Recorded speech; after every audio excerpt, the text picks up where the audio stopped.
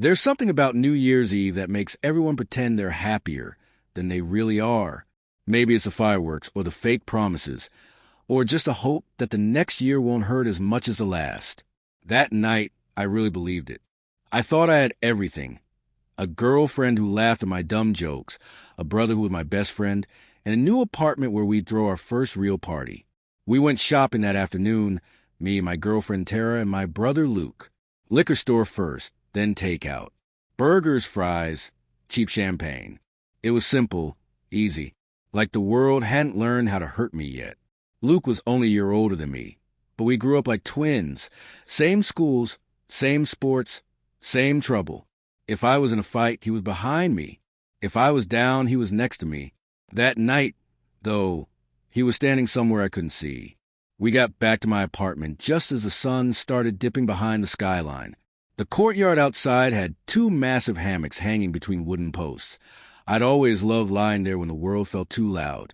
So I grabbed my beer and said, "Let's chill out here till people show." I laid down in the first hammock, expecting Tara to join me. Instead, she looked at Luke, smiled, and climbed into the one he was in. I remember laughing awkwardly, trying to brush it off. "Guess you two are getting cozy already," I joked. She laughed too, but didn't move. It wasn't the jealousy that hit me first. It was confusion. She barely knew him. They'd only met twice before that night. And yet, she looked comfortable. Too comfortable. I stared up at the darkening sky, pretending not to care. I told myself I'd talk to her after the party. That was mistake number one. By 9:30, the apartment was alive. Friends, laughter, music bouncing off the walls. Luke was mixing drinks. Tara was talking to everyone like she owned the place. She looked beautiful that night. Black dress, bright eyes, champagne glass in her hand. Every time I looked at her, I forgot about the hammocks. For a while, everything was good again. At least, until it wasn't. Around midnight, the countdown started. People shouting, bottles clinking, confetti flying. I took a sip of champagne, my third drink that night. That's when it hit me. The room tilted. The music warped. My heartbeat slowed, heavy, unnatural. I remember gripping the counter, trying to steady myself. "Hey!" I said to Tara, slurring more than I should have. "I don't feel so good." She looked concerned, or maybe just pretending. "Lay down for a bit," she said softly. "I'll have one more drink, then I'll join you." I nodded. The world felt soft, like walking through water. I stumbled into my room, collapsed on the bed, and everything went black. When I opened my eyes, I didn't know what time it was. The music had stopped. The apartment was quiet. My mouth was dry and my body heavy. I could barely stand, but I did. I needed water, and I needed Tara.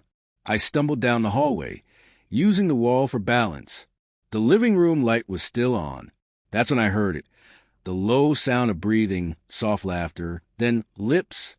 I turned the corner, and there they were, Tara on Luke's lap, her hands in his hair, his arms around her waist.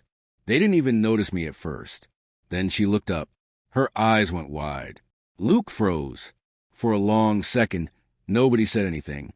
Just three people, frozen in a crime scene that wasn't supposed to exist. "Tara," I managed to say, my voice dry and shaking. "What the hell are you doing?" She stammered something. I don't even remember what. Luke stood up fast, hands out. "Man, it's not what it looks like." I laughed. That ugly, broken kind of laugh that sounds more like a scream. "Not what it looks like." "Then what the hell?" I asked Luke. He didn't answer. Neither did she. So I opened the door. And I said the only thing I could think of. "Get out." They left without arguing. I think Tara tried to say sorry, but I slammed the door before I heard it. Then I fell back into my bed. The world spinning again. But this time, it wasn't the drinks. When I woke up, it was morning. The party was over. The apartment smelled like stale beer and regret. Tara's purse was gone. Luke's jacket, too. I sat there in silence for a while, my head pounding, my stomach sour. And then it hit me. The first night I ever brought Tara home, month before this, something similar had happened. We'd had a couple drinks, and suddenly I'd blacked out. Woke up hours later, dizzy, disoriented, no memory. I used a joke that she roofied me that night. She didn't laugh, not even a smile.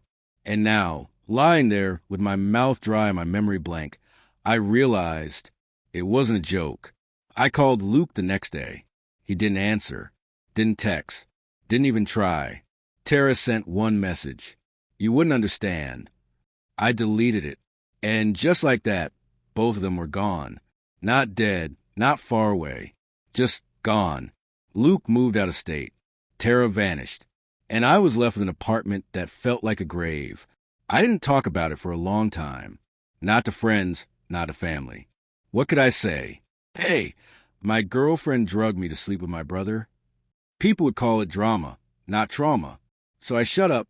I moved apartments, changed jobs, and tried to bury it. But memories don't die. They just learn how to whisper. Every New Year's Eve since then, I've felt it again, the heaviness, the dizziness, the shame. I still don't know why she did it. Maybe she wanted to hurt me. Maybe she wanted to hurt herself. Maybe Luke wanted something I didn't see. I don't know, and I never will. Sometimes I still dream about that night. Not the party, not the music, just the hammocks. 2 oversized nets, swaying under yellow lights. Me in one, Tara in the other, next to Luke. That image haunts me more than the kiss. Because that was the first betrayal. The first moment I could have stopped it. But I didn't. I told myself not to be jealous. Not to be insecure. Not to make a scene. And look where that got me. Luke and I used to share everything. Christmas mornings, broken bones. Our first car, even our secrets. He wasn't just my brother. He was half my soul. And in one night, he ripped it out. I still remember his face that night. Not guilty, not shocked, just scared. Like he didn't even understand why he did it. And that's what kills me most. If he'd hated me, if he'd done it to hurt me, maybe I could understand. But it felt impulsive, like something in both of them snapped, and I just happened to be standing in the blast radius. It was 3 years later. I was at a gas station outside the city, filling up my car, and there he was. Luke. He looked older, tired. He saw me before I saw him. We locked eyes. Neither of us said a word. He gave a small nod, not of apology, not of acknowledgement, just recognition. And then he got in his truck and drove off. I stood there for a long time, listening to the pump click. And that was it, the last time I saw my brother. It's strange how betrayal works. You think it's about anger, but it's not. It's about absence. It's about walking through your life and realizing that the people who once made you whole are now the empty spaces you avoid. I used to think of Tara as a mistake, but she wasn't. She was a test I failed. And Luke was the price I paid for trusting too much. Now, every New Year's Eve, I sit alone on my balcony, drink one beer, and watch the fireworks. Not to celebrate, not to mourn, just to remind myself that even the brightest things burn out. People say time heals all wounds, but they forget to mention it also hides the evidence. I don't feel anger anymore, just distance. A kind of numb peace that comes from knowing exactly who you can't trust. If I close my eyes, I can still see the hammocks. 2 of them, swinging in opposite directions. One empty, the other full of everything I lost. I don't believe in closure. There's no moving on. There's only moving with carrying the weight of what they did, the ache of what you let happen. But here's what I know now. Betrayal doesn't start with a kiss. It starts with silence, with brushing it off, with waiting to talk about it after the party. And by the time you open your eyes, you're already too late. It's been almost a decade now. I've learned to sleep again. Mostly.